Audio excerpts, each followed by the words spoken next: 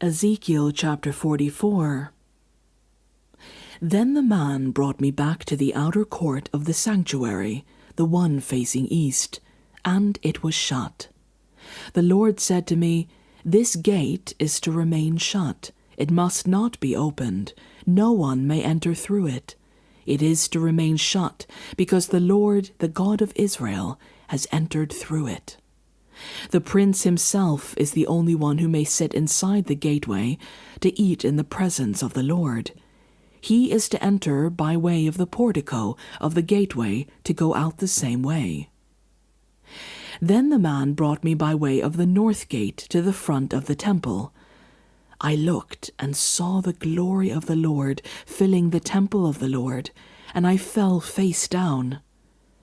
The Lord said to me, "Son of man, look carefully, listen closely, and give attention to everything I tell you concerning all the regulations and instructions regarding the temple of the Lord.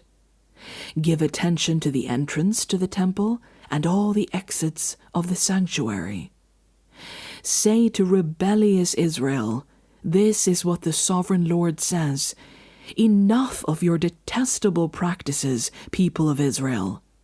In addition to all your other detestable practices, you brought foreigners uncircumcised in heart and flesh into my sanctuary, desecrating my temple, while you offered me food, fat, and blood, and you broke my covenant. Instead of carrying out your duty in regard to my holy things, you put others in charge of my sanctuary. This is what the sovereign Lord says. No foreigner uncircumcised in heart and flesh is to enter my sanctuary, not even the foreigners who live among the Israelites. The Levites who went far from me when Israel went astray, and who wandered from me after their idols, must bear the consequences of their sin. They may serve in my sanctuary, having charge of the gates of the temple and serving in it. They may slaughter the burnt offerings and sacrifices for the people, and stand before the people and serve them. But because they served them in the presence of their idols, and made the people of Israel fall into sin, therefore I have sworn with uplifted hand that they must bear the consequences of their sin, declares the sovereign Lord.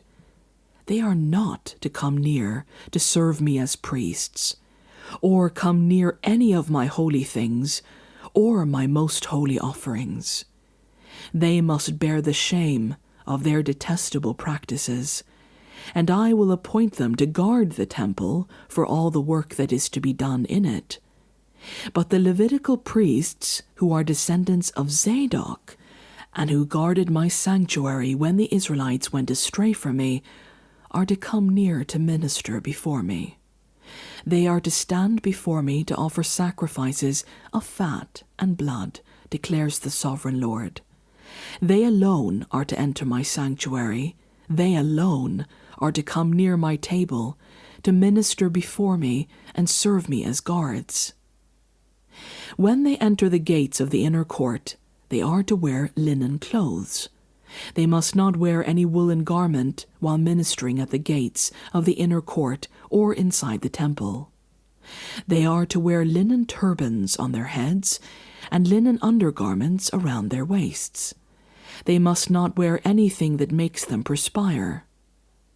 When they go out into the outer court where the people are, they are to take off the clothes they have been ministering in and are to leave them in the sacred rooms, and put on other clothes, so that the people are not consecrated through contact with their garments. They must not shave their heads or let their hair grow long, but they are to keep the hair of their heads trimmed. No priest is to drink wine when he enters the inner court. They must not marry widows or divorced women. They may marry only virgins of Israelite descent or widows of priests. They are to teach my people the difference between the holy and the common, and show them how to distinguish between the unclean and the clean. In any dispute, the priests are to serve as judges and decide it according to my ordinances. They are to keep my laws and my decrees for all my appointed festivals, and they are to keep my Sabbaths holy. A priest must not defile himself by going near a dead person. However, if the dead person was his father or mother, son or daughter, brother or unmarried sister, then he may defile himself. After he is cleansed, he must wait 7 days. On the day he goes into the inner court of the sanctuary to minister in the sanctuary, he is to offer a sin offering for himself, declares the sovereign Lord. I am to be the only inheritance the priests have. You are to give them no possession in Israel. I will be their possession. They will eat the grain offerings, the sin offerings, and the guilt offerings, and everything in Israel devoted to the Lord will belong to them. The best of all the firstfruits and of all your special gifts will belong to the priests. You are to give them the first portion of your ground meal, so that a blessing may rest on your household. The priest must not eat anything, whether bird or animal, found dead or torn by wild animals.